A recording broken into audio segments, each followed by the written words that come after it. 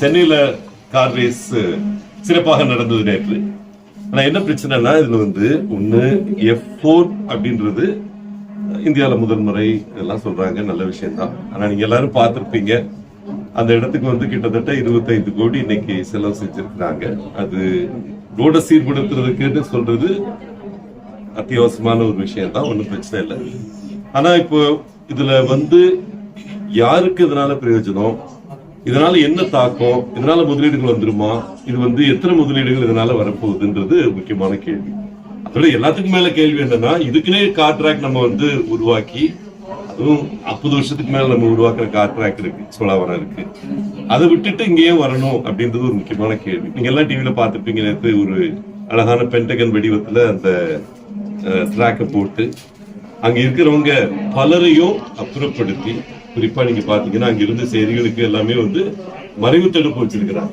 அது வந்து தேவையில்லைன்னு நினைக்கிறேன். மொத்தமே 9,000 பேர் ரெஜிஸ்டர் பண்ணிருக்கிறாங்க. 9,000 பேர் பார்வையாளர்களாக முதல் நிகழ்ச்சிக்கு வந்திருக்கிறாங்க. எல்லாருக்குமே சார்ஜ் பண்ணி வந்திருக்கிறாங்க. அது வந்து பார்வையாளர்கள் கேலரி போட்டு அந்த டாஸ்மாக் ப்ரொமோஷன் பண்றதெல்லாம் ரொம்ப ரொம்ப மோசமான ஒரு அம்சம். ஏன்னா அந்த பையங்க வந்து ஷாம்பெயின் எடுத்து அடிக்கிறதுன்றது புரிந்து கொள்ளக்கூடியது. ஆனா வந்து அந்த இடத்துல வந்து ஒரு லைசன்ஸோ எதுவும் இல்லாம கேலரிஸ் எல்லாத்தையுமே வந்து லிக்கர் தர்றதுன்றது எனக்கு வந்து தவறான ஒரு இதா பண்ணுது. எல்லாத்தையுமே நீங்க ஜஸ்டிஃபை பண்றது முதலீடு ஜஸ்டிஃபை பண்றது தவறான போக்கு நான் நினைக்கிறேன். ஏன்னா இந்த 20 கோடியோ 25 கோடியோ நம்ம அரசாங்கம் ஸ்பெண்ட் பண்ணது கண்டிப்பா வேற இதுல பண்ணிருக்கலாம். எடப்பாடியார் சொன்ன மாதிரி நேற்று இங்க அம்மா உணவகங்கள் மூடப்பட்டு கொண்டு வருகின்றன. ஒரு 1000 பேர் சாப்பிட்டு இருந்த இடத்துல நீங்க வந்து 100 பேரா குறைச்சிருக்கிறாங்க. அதுக்கு இவ்வளவு ஃபண்ட் அலாட்மெண்ட் சொல்லி இருக்கிறாங்க. ஆனா ஃபண்ட் இது வரைக்கும் ரிலீஸ் பண்ணவே இல்லை.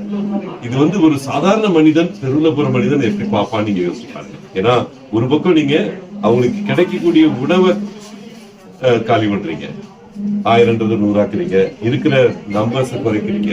இன்னொரு பக்கம் வந்து கார்பரேட்டே செலவு செய்திருக்கக்கூடிய ஒரு திட்டத்தை நீங்க அழகா சொல்லிருக்கலாம், சோழாவரத்துல போய் நடத்துங்கப்பா, அதுல வந்து கேலரி கேட்டுங்க, எல்லாம் கேட்டுங்க, நீங்க இன்வெஸ்ட் பண்ணி பண்ணுங்க, அதுல ரிட்டர்ன்ஸ் தான் நீங்க பண்ணுங்கன்னு சொல்ல வேண்டியதானே.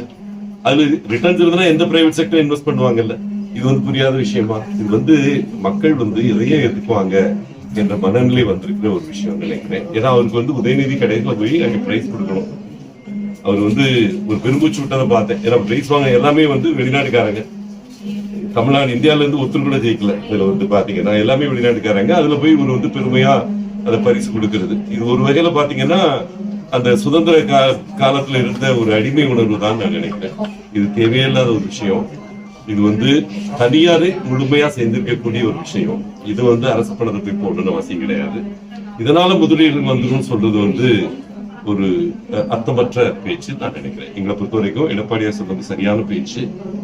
இதனுடைய எது முதன்மை என்பதை இந்த அரசாங்கம் முடிவு பண்ணிக்கணும். மக்களுக்கு சோறு போடுறது முதன்மையா, இல்ல வந்து ஒரு ஒரு ஒரு சாதாரண, இப்ப நான் முன்னாள் கூட ஒண்ணு சொன்னேன், கொரோனா வந்தப்போ நீங்க யோசிச்சு பாருங்க, அப்போ வந்து 38 டிஸ்ட்ரிக்ட்லயும் Ayurveda Siddha based treatment centres உருவாக்குனார் எடப்பாடியார். அதனால வந்து இங்க இருக்கிற ஆயுர்வேதமும் இங்க இருக்கிற சித்தமும் உலகெங்கும் போச்சு. உலகெங்கும் போய் அவ்வளவு அழகா அமெரிக்காக்காரன் வந்து கபசுர குடிநீரும் எலும்பு குடிநீரும் குடிக்கிற ஒரு நிலையை உருவாக்கணும். ஏன்னா அது வந்து இன்டர்நேஷனல் ஜேர்னல்ஸ்ல பப்ளிஷ் பண்ண வச்சோம். நம்ம யூனிவர்சிட்டிஸ் எல்லாத்தையும் அதை வந்து பப்ளிஷ் பண்ண வச்சோம். ஆனா இன்னைக்கு அது எந்த இடத்துல இருக்கு? அந்த சித்தா யூனிவர்சிட்டி எந்த இடத்துல இருக்கு? எல்லாமே எந்த இடத்துல இருக்கு? ஏன்னா அந்த அரசாங்கத்துடைய பிரையாரிட்டி வந்து மாறிடுச்சு. அந்த ஒரு எது முதன்மை என்பதை இந்த அரசாங்கம் முடிவு பண்ணணும்ன்றத சொல்லிக்கலாம்.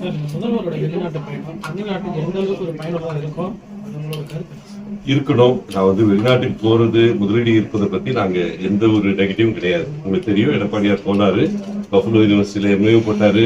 அங்க வந்து அந்த MOU எடுத்து, அந்த புரிந்துணர்வு ஒப்பந்தத்தை எடுத்து தலைவாசல்ல உங்களுக்கு தெரியும், ஏசியாலே பெரிய ஒரு ஒரு மருத்துவத்தோட கால்நடை மருத்துவத்துக்கு ஒரு சென்டர் ஆஃப் எக்ஸலன்ஸ் உருவாக்கப்பட்டது. ஓகே, நீங்க போனா அதனால என்ன பிரயோஜனம் கொஞ்சம் சொல்லணும். நீங்க ஏற்கனவே செட்டப் பண்ண விஷயங்களை பார்த்துட்டு அதே கூகுள், அதே ஆப்பிள், அதே இதுல போய் அதுலயே கடனிலை ஊழியர்களை பார்த்துட்டு வர்றதுன்றது தேவையே இல்லை. அதுவும் வந்து போன முதல் நாளே வந்து 10 MOU சைன் பண்ணிட்டாரு அப்படிங்கிறாங்க. இது எப்படி முடியும்? ஏற்கனவே வந்து நடந்திருக்கு. அதை டிஜிட்டலா சைன் பண்ணிருக்கலாம். அதுக்குன்னு போகணும்னு அவசியம் கிடையாது. இதை பொறுத்த வரைக்கும் ஓகே 15 நாள் இன்னைக்கு போறாருன்னா அது ஒரு வாரம் ஒரு சுற்றுலா போறதுல எந்த தப்பும் கிடையாது. ஓகே, எல்லாருக்கும் சுற்றுலா தேவைதான். ஆனா அதுக்காக வந்து ஒரு அரசு பயணமா கொண்டு போய் அதனால முதலீடு வருதுன்னு சொல்றதெல்லாம் ரொம்ப தவறு. ஆனா எங்களை பொறுத்த வரைக்கும் அவர் நல்லா ரெஸ்ட் எடுத்துட்டு நல்லா ரிலாக்ஸ் பண்ணிட்டு வரட்டும்.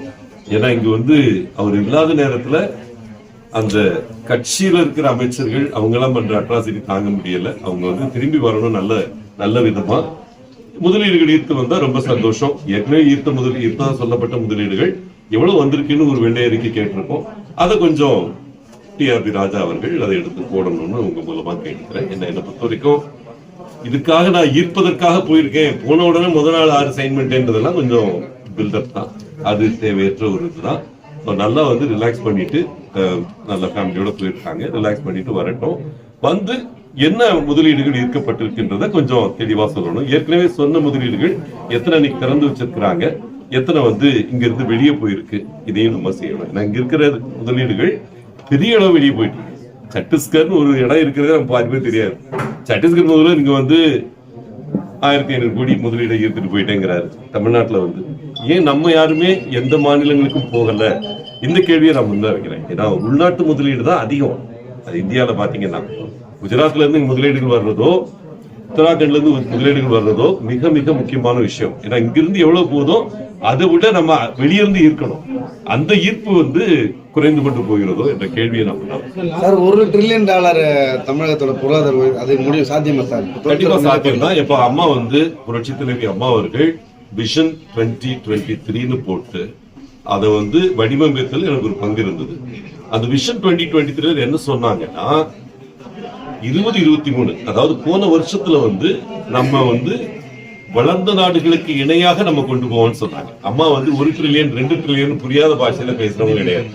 1 ட்ரில்லியன் 85 லட்சம் கோடின்னு எத்தனை பேர் தெரியுங்க? வந்து ஏதோ ட்ரில்லியன் ட்ரிங் சொல்றாங்க போறாங்க மக்கள். வந்து அம்மா என்ன சொன்னாங்கன்னா ஒவ்வொரு மனிதனுக்கும் தனிநபர் வருமானத்தை 5 லட்சம் ரூபாயாக உயர்த்துவோம் சொன்னாங்க.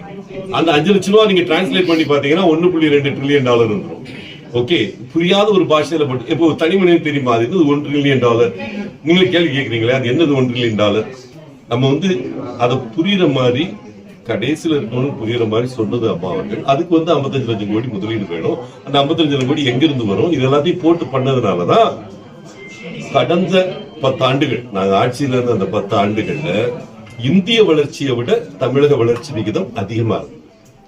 இப்ப ஏன் இந்த 3 வருஷமா வந்து அதை சொல்றதே இல்லைன்னா இந்திய வளர்ச்சி விகிதத்துல தமிழக வளர்ச்சி விகிதம் கீழே இருக்கு.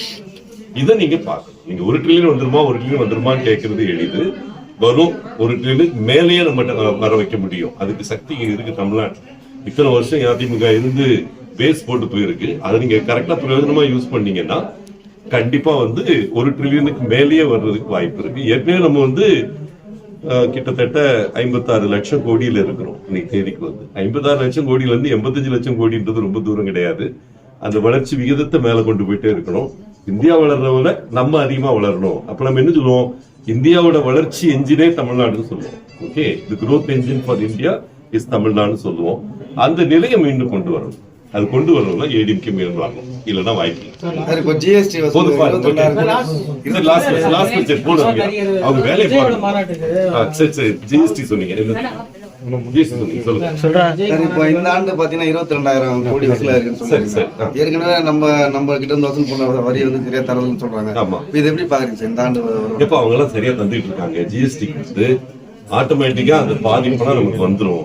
ஓகே, ஜிஎஸ்டின்றது வந்ததுனாலதான் முதல் 5 வருஷத்துக்கு தமிழ்நாட்டுடைய வளர்ச்சி வந்து 14% இருந்தா எவ்வளவு பணம் வந்திருக்கோ அந்த பணம் நமக்கு தரணும்.